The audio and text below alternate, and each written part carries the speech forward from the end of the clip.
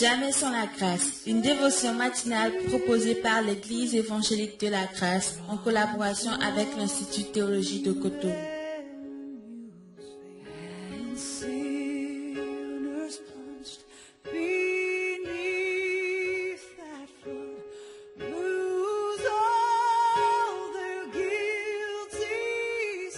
Bonjour chers amis, chers internautes, nouvelle journée, nouvelle provision, bienvenue dans la dévotion de ce matin. Père, merci encore une fois pour cette journée. Nous prions que tes provisions nous accompagnent, que tu nous donnes le discernement, la sagesse de te voir dans cette journée et de marcher avec toi au nom de Jésus. Amen.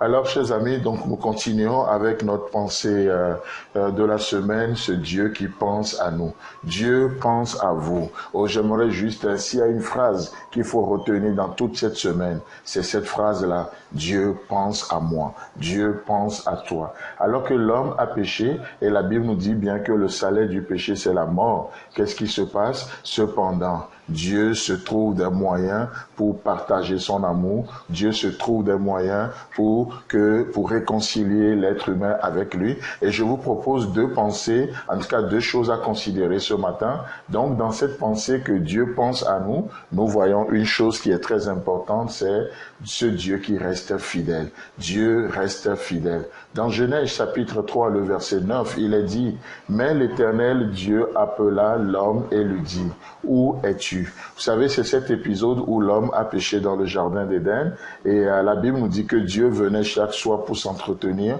avec Adam et Ève dans le jardin. Mais la question que je me suis posée en lisant un peu ce verset, c'est, le Dieu omniprésent peut-il être au nord du jardin sans être au sud du jardin? Et la réponse va de soi, non.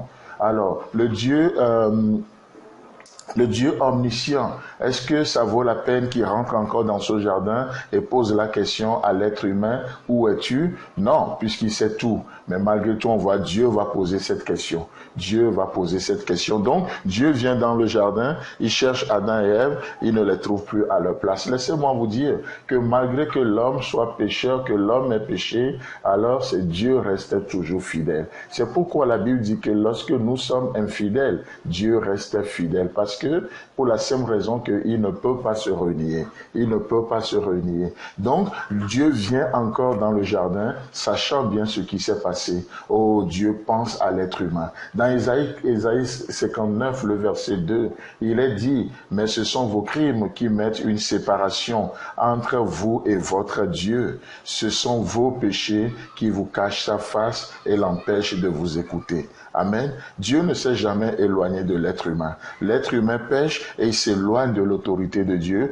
Il fuit la présence de Dieu. Pensez à cette image de Moïse lorsqu'il avait tué l'Égyptien. Moïse qui était toujours dans la cour de Pharaon, le roi du monde connu de l'époque. Parce que Moïse a péché, qu'est-ce qui se passera? Il va fuir la cour. Il va prendre la fuite pour un voyage très lointain. Donc le péché nous fait toujours fuir Dieu. Mais pourtant, Dieu pense à nous. Dieu ne laisse pas l'homme dans son péché. Et dans Jérémie chapitre 5, le verset 25, il est dit, ce sont vos péchés qui vous privent de ces biens.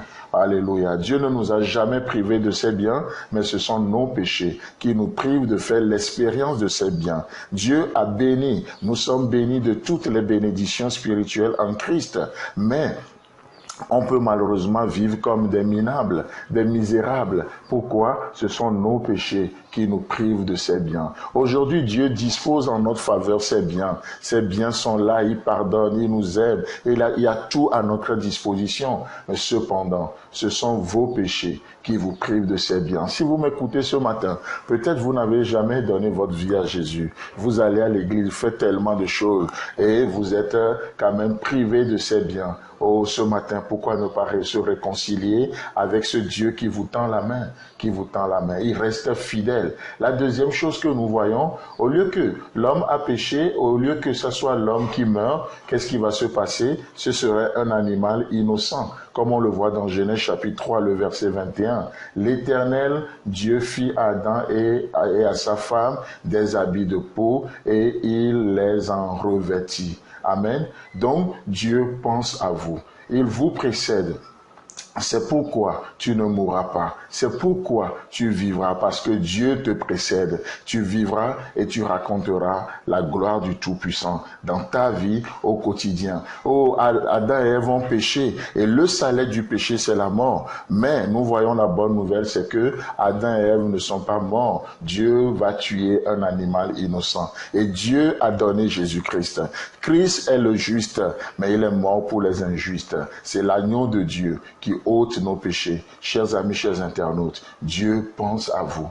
Pourquoi ne pas se tourner vers lui dans cette journée? Pourquoi ne pas lui faire confiance dans cette journée? Que Dieu vous bénisse. Agréable journée à vous. Et Dieu voulant, on se retrouve demain. C'est tout le temps que nous avons. Si vous avez aimé cette dévotion, parlez-en à vos amis. Parlez-leur du message de la grâce et de ce qu'il fait dans vous. Pour un sujet de prière, une question ou plus d'informations, contactez-nous. Téléphone 64 88 35 87 ou 96 42 69 05 ou par WhatsApp au 94 75 80 20.